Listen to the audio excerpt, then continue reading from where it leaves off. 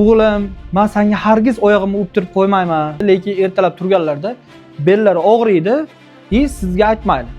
Xullas bizni qiynalib katta qilgan ota-onalarimiz uchun mendan olinglar demayman. Kimdan olsani ya, rossiyskiy 40 yil bo'lgan matrasda yotqizib qo'yma, ayniqsa grija bo'lgan ota-onani. Assalomu alaykum hurmatli kanalimiz obunachilari. Bugun sizlar bilan ota-onaga matras tanlash haqida gaplashamiz.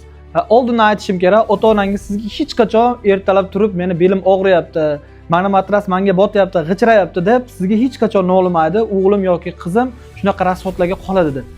Shu o'rinda matras tanlashga o'tishdan oldin men sizlarga bitta voqeani eslataman.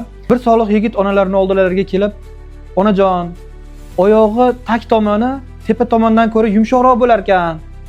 Shuni men bilish uchun sizni oyoqlaringizni lablarim bilan o'pib bilsam bo'lmaydimi?" deb so'rar ekanlar.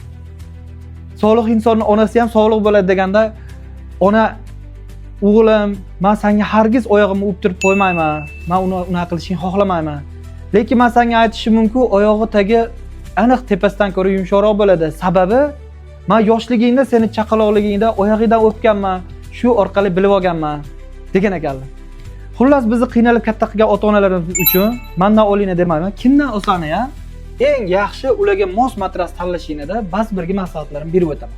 Demak, ularni yotgan joylardan boshlaymiz. Ular 90-yildagi agar rossiyskiy matrasda yotishgan bo'lsa, masalan, o'sha yumshoq joy menga yoqyapti deyishlari mumkin.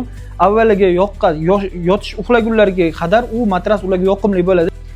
Endi siz yana u kishiga matras tanlashda, siz matraschiga telefon qilasizda, "Menga ota-onam uchun eng zo'r matrasni ber" deysiz.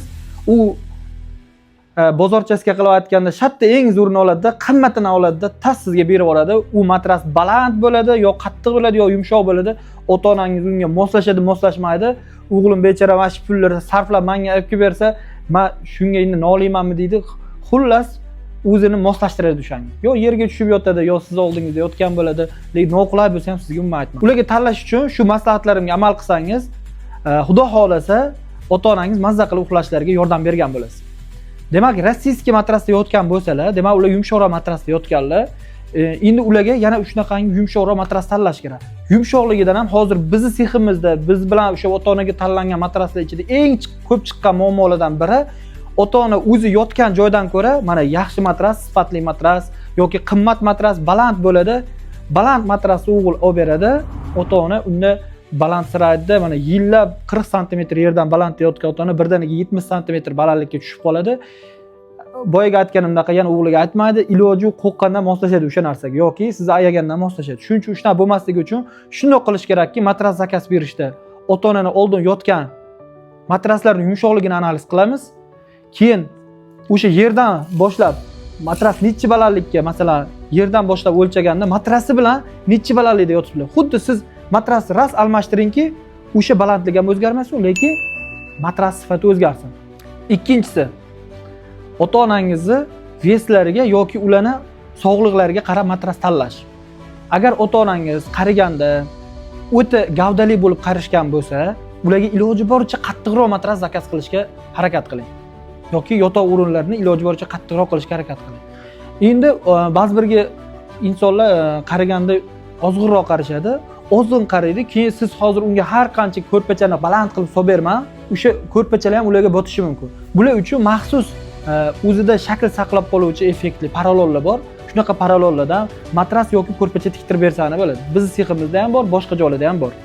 Agar ota-onangizda o'zlari ozg'in bo'lishsa ham grija ehtimoli yoki bel bilan bog'liq muammolar bo'lgan bo'lsa, osteoxondrozga o'xshagan kasalliklar bo'lgan bo'lsa, ayni grija, beldagi grija bo'ladigan bo'lsa, ularga albatta qattiq joy zakaz qilib berishingiz kerak.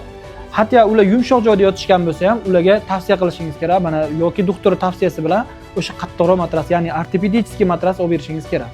Hech qachon cho'kkan matrasda yoki tartibsiz matrasda, rossiyskiy 40 yil bo'lgan matrasda yotqizib qo'yma, ayniqsa grija bo'lgan ota-onani. Matras mavzusi bo'yicha savollaringiz chiqqan bo'lsa, kommentariyaga yozing yoki shu raqamlarga qo'ng'iroq qiling. Siz bilan oldin muhokama qilamiz va muhokama qilib ota-onangiz uchun matras tanlaymiz. Bundan ham ko'ra foydali videolar meni kanalimda bor. Obuna bo'ling va videolarning foydasi tegsa men xursand bo'laman. Rahmat hammaga.